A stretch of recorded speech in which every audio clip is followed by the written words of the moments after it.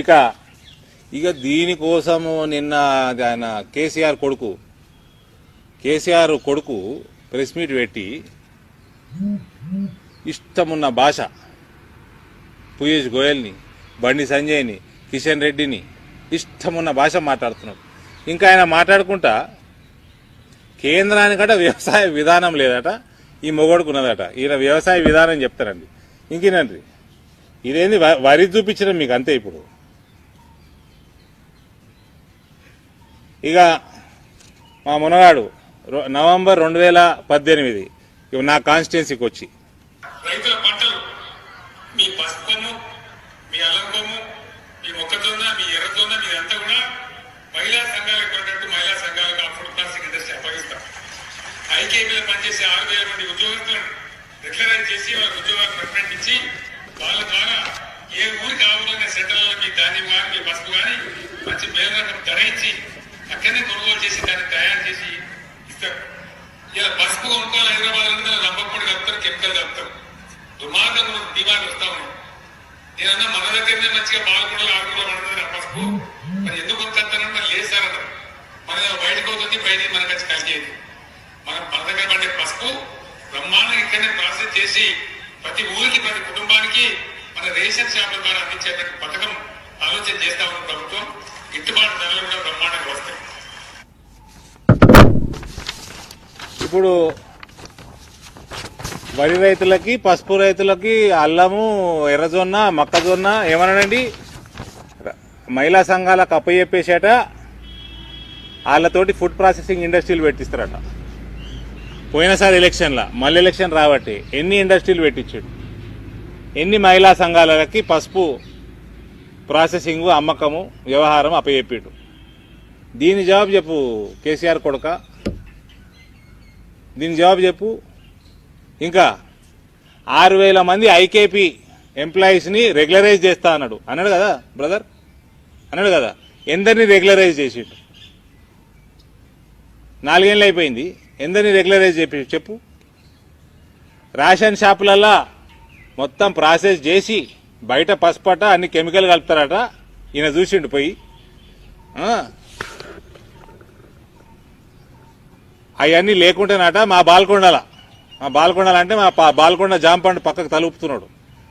ఈయన మాట్లాడుతూ ఉంటే బాల్కొండలో పసుపు మంచిగా వండుతాడట. అది తీసుకొచ్చి ఈ మహిళా సంఘాల ద్వారా ప్రాసెసింగ్ చేసి రేషన్ షాపులలో అందరికీ దొరికేటట్టు చేస్తారట. మళ్ళా పసుపుకి మంచి గిట్టుబాటు ధర వచ్చేటట్టు కూడా చేస్తా అన్నాడు మనవాడు. మరి ఏ రేషన్ షాపులో పసుపు అమ్ముతున్నారు కూడా చెప్పాలి కేటీఆర్. మళ్ళా అంతకుముందు వరి మీద నరికిండు కదా, ఆ వరి మీద నరికిట్లా మన రైతాంగానికి ఎంఎస్పి రావాలి కాబట్టి రాష్ట్రంలో 2,000 పైసలకు రైస్ మిల్లులను ఇన్స్ట్రుమెంట్ లాగా వాడుదాం, వాళ్ళని ఎంకరేజ్ చేద్దాం, ఎక్స్పోర్ట్ పర్మిట్లు ఇద్దాం.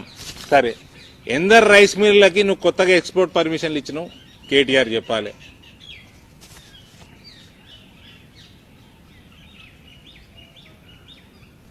కోటి ఎకరాల్లో వండుతున్న వరిని ఎట్లా వాడుకోవాలనో, ఎట్లా డిస్పోజ్ చేయాలనో తెలివితేటలు మనకు కావాలి.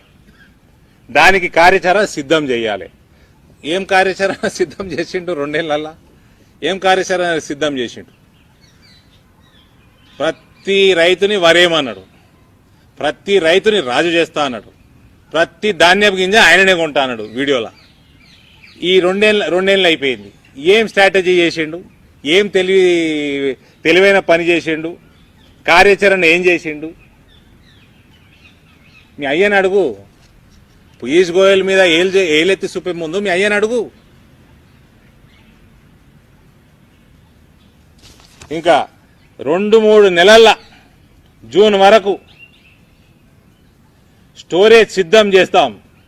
రైతులకు పంట అమ్ముకోవడానికి ఇంత ఇబ్బంది ఉండొద్దు.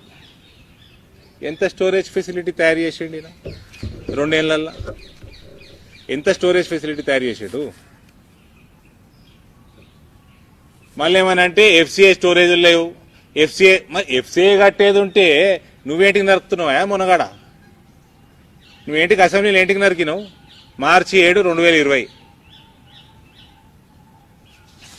సో ఈ వరి అయిపోయింది, ఇది అయిపోయింది. ఇది అయిపోయినాక సార్ ప్రతి పంటను నాశనం చేసుడేనండి. ఇంకోటి వినిపిస్తా చూడండి.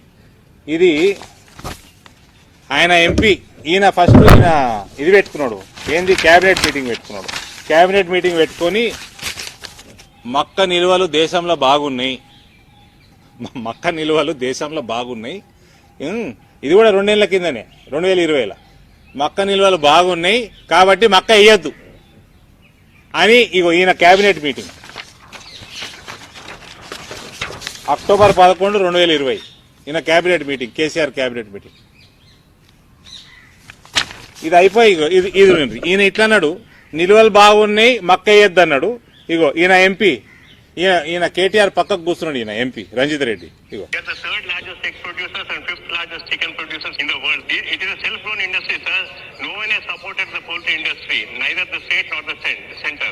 It was first time on Honorable Chief Minister KCR from Telangana who has started supporting the poultry industry. After that, it has followed the suit. Few states are really supporting the poultry industry. Now the poultry industry is in the dire crisis, sir, because there is absolute shortage of maize, which is the main constituent of the poultry feed. I request आपके माध्यम से agriculture minister को और commerce minister को I would want to request to permit imports of maize. ఆయననేమో నిల్వలు బాగున్నాయి అంటున్నాడు. అది కాగానే రంజిత్ రెడ్డి ఆయన ఎంపీ ఇంకా దిగుమతి చేయాలి అని కేంద్ర ప్రభుత్వాన్ని పార్లమెంట్లో కోరుతున్నాడు. కేసీఆర్ కొడుక, ఇది నీ పార్టీ స్ట్రాటజీ? ప్రశాంత్ రెడ్డిని ఏ ముఖంతో బాల్కొండలో తిరగనిస్తున్నారని నేను అడుగుతా ఉన్నా, బాల్కొండ ప్రజల్ని అడుగుతా ఉన్నా. మీరు కాదే జెండాలు పెట్టాలి బీజేపీ ప్రభుత్వం మీద కాదు, బీజేపీ ప్రభుత్వం మీద కాదు. నీ బిడ్డే ఇంట్లో పనోళ్ళు కూడా సంపాదించేసి ఉంటారు 1000 కోట్లు. అంత దారుణమైన కరప్షన్ ఉన్నది. ఈయన స్టాఫ్ సంపాదించేసి ఉంటుంది. ఆ సంతోషరావు దగ్గర ఉండి ఉంటుంది 30-40 వేల కోట్లు. ఈయన లక్షల మంది రైతులకి వరి వేయమని చెప్పి ఖరీఫ్కి అయితే మొత్తం కేంద్రమే కొంటున్నది, రబీలో కూడా 20-25 లక్షల టన్నులు రా రైసు కేంద్రమే తీసుకుంటున్నది. పారాబాయిల్డ్ రైస్ మిల్లర్లు 300 రూపాయలు ఇస్తే మేము మొత్తం తీసేసుకుంటామంటున్నారు. నీకు ఇచ్చే 1000 కోట్ల రూపాయలకి ఇదే నీ కార్యాచరణ? రైతన్నలకి నేను చేతులు జోడించి రిక్వెస్ట్ చేస్తున్నా, మనం ఎన్నుకున్న ముఖ్యమంత్రి చెంపలేసుకుందాం.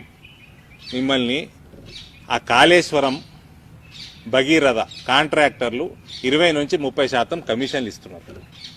మీరు కూడా ఆ 1000 కోట్లల్లో 20-30% కమిషన్లు ఇచ్చేస్తా అని ఒప్పుకొని తీర్మానం చేసి ఇచ్చేయారు ముఖ్యమంత్రి. రేపే కొనేస్తాడు. కేంద్ర ప్రభుత్వం ఏమి పాలసీ మ్యాటర్, ఏం పాలసీ డెసిషన్ తీసుకున్నా దేశవ్యాప్తంగా ఒకటే ఉంటుంది.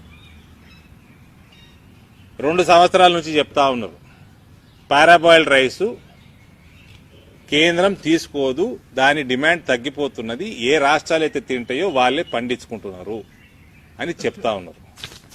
దాన్ని 2 సంవత్సరాల నుంచి నేను నిద్రపోయి 2 సంవత్సరాల కింద నరికేదంతా నరికి అసెంబ్లీలో ఇయ్యలట వరకు నయా పైసా ఏ రైతుకు కూడా చేయని ముఖ్యమంత్రి ఒకడే దౌర్భాగ్యపు ముఖ్యమంత్రి మనకున్నాడు. మనం ఎన్నుకున్నాం, మన కర్మ. ఇక ఈ మొనాడు కేసీఆర్ కొడుకు, ఈ కేసీఆర్ కొడుకు కేంద్ర ప్రభుత్వ వ్యవసాయ విధానం గురించి మాట్లాడుతున్నాడు. మీ వ్యవసాయ విధానం ఏందే? మా కేంద్ర ప్రభుత్వ వ్యవసాయ విధానం బ్రహ్మాండంగా ఉన్నది కాబట్టి ఏ రాష్ట్రంలో మేము ఎన్నికకపోయినా మేమే గెలుస్తున్నాం. నీకు వరి ఎక్కడెక్కడ పండుతుంది? పక్క రాష్ట్రంలో ఆంధ్రప్రదేశ్లో పండుతుంది మనకంటే ఎక్కువ వరి. మరి ఆడ రభస లేదు, ఆడ ఎండలు కొట్టాయా? పారాబాయిల్డ్ రైస్ రాదా? ఆడ లేదు రభస. అటు కర్ణాటకలో లేదు, అటు మహారాష్ట్రలో లేదు, పంజాబ్లో లేదు, హర్యానాలో లేదు, ఉత్తరప్రదేశ్లో లేదు, ఏడలేదు. తెలంగాణలో ఎందుకుంది లొల్లి? తెలంగాణ ఎందుకు? కేసీఆర్ కొడుక చెప్పు. My dear KCR son, explain why Telangana paddy farmer is in such a big mess created by your father. ఏమని అంటే నిన్న ఆహార భద్రత చట్టాన్ని అమెండ్మెంట్ చేయమన్నాడు ఆయన కేటీఆర్. దేనికోసం? ఇలా అయ్యా ఇన్ఎఫిషియన్సీని, చాతగానితనాన్ని కప్పిపుచ్చుకుంటుంది గట. కేంద్ర ఫుడ్ సెక్యూరిటీ బిల్ని అమెండ్ చేయాలన్నట. అసలు ఫుడ్ సెక్యూరిటీ బిల్లు ఏంటి కోసం వస్తుంది తెలుసా ఆయనకి? ఏంటి కోసం వస్తుంది తెలుసా? కనీస ఇంగిత జ్ఞానం లేనోడా కేసీఆర్ కొడుక? Food security bill mid day meal ప్రోగ్రామ్కి, ప్రెగ్నెంట్ ఉమెన్కి, లాక్టేటింగ్ మదర్స్కి, కోవిడ్ సమయంలో శ్రీలంక పరిస్థితి ఏమైంది చూసినాం కదా. అటువంటి పరిస్థితి దేశవ్యాప్తంగా రావద్దు అని కీడెంచి మేలెంచమన్నారు.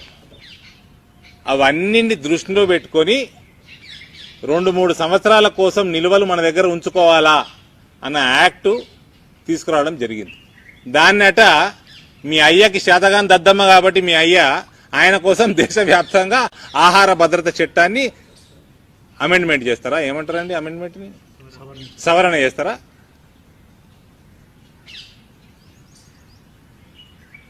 మూర్ఖపు ప్రభుత్వం అంటాడు కేంద్రాన్ని. తోక లేదు మూతి లేదంటాడు. మీ అయ్యకి ముక్కు తప్పేం లేదా? మీ అయ్యకి ముక్కు తప్పేం లేదు. ఏదో గట్టిగా చీదిన రోజు బుర్ర పడిపోయినట్టుంది దానిలో నుంచి, తలకాయ పడిపోయినట్టుంది వాళ్ళకి పద్దం దాగినాక. కేంద్రాన్ని ఇష్టం ఉన్నట్టు మాటలు. You are such a silly fellow I say KTR. You don't know the importance of Food Security Act. You are a bloody burden on Telangana state. Why don't you get lost to America? మళ్ళా పాత ఉద్యోగం చేసుకొని సావు. నువ్వు కనీసం 50,000 కోట్లు మింగినవు ఇయ్యాలట. ఇవన్నిటికీ అతిపెద్ద ప్రాబ్లం నువ్వు. నీ ఆధ్వర్యాన జరుగుతున్న రీసైకిల్ బియ్యం దందా. ఆ దందా చేయబట్టి ఏ పంట అయితే పండుతుందో ఆ సీజన్ వరకు డిమాండ్ లేకుండా చేస్తున్నావు. తెలంగాణని మొత్తం ముంచేసిండ్రు అయ్యా కొడుకులు కలిసి. హాయ్ ఫ్రెండ్స్, మా టుడే టుమారో యూట్యూబ్ ఛానల్ చూస్తున్నందుకు చాలా థ్యాంక్స్. మరిన్ని లేటెస్ట్ వీడియోస్ కోసం వెంటనే సబ్స్క్రైబ్ చేయండి. అలాగే ఈ బెల్ ని కూడా రింగ్ చేసేయండి. మా నోటిఫికేషన్స్ అన్ని మీ మొబైల్లో వస్తాయి. అలాగే మా వీడియోస్ మీకు నచ్చితే లైక్ చేయండి, షేర్ చేయండి, నచ్చకపోతే కామెంట్ చేయండి.